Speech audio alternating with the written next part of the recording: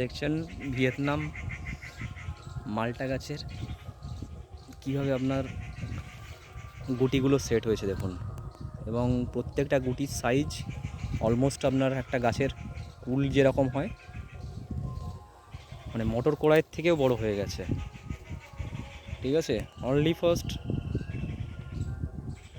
ঠিকঠাক পরিচর্যা এবং যত্ন করলে সমস্ত গাছে ফ্রুটিং সম্ভব।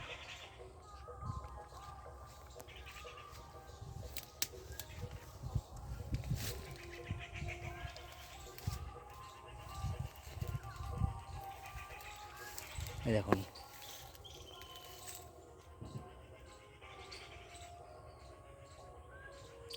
অসাধারণভাবে একটা গুটি সেট হয়েছে।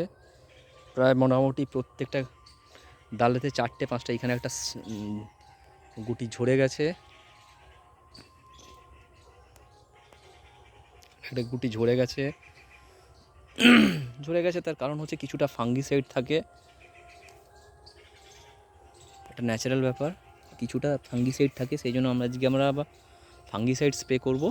ঠিক আছে, কিছুই না, এটা হচ্ছে আপনার 1 গ্রাম পার লিটার জলে ফাঙ্গিসাইড বলতে আমরা সাপ পাউডারটা স্প্রে করব আজকে, যাতে এই ফাঙ্গিসাইডটা রিমুভ হয় এবং ফল ঝরাটা রোধ হয়।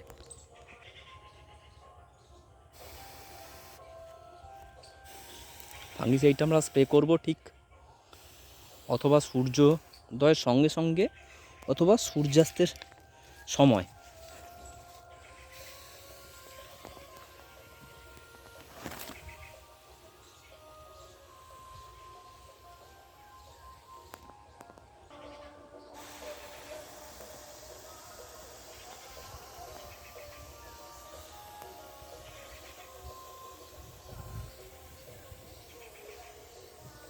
তাহলে এই ফুল ঝরাটা, যেটা ছত্রাকনাশক যে সমস্যাটা, এটা আমাদের কম হয়ে যাবে অনেক।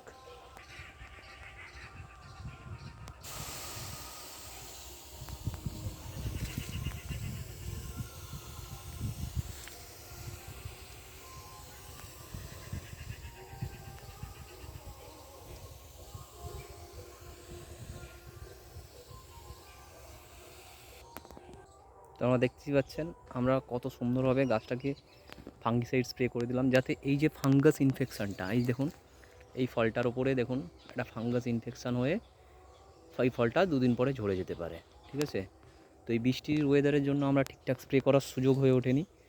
তো আজকের ওয়েদারটা অনেকটা বেটার, যাতে দেখছেন এই একটা ডালের ডগেতে আপনার ফল এসছে 5টা, আর ঝরে গেছে আপনার হচ্ছে আরও 6টা, আরও 3টে ফল, 4টে ফল 5টা ফল ঝরে গেছে।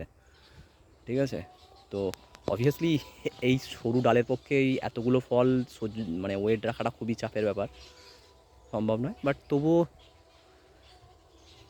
এটা করা যায়। এবং ঠিক 1 সপ্তাহ পরে আমরা এবার একটা একটা আপনার কীটনাশক স্প্রে করতে হবে, যাতে আপনার ফল ছিদ্রকারী পোকাগুলো এর ওপরে না এসে নষ্ট করে ফলগুলোকে।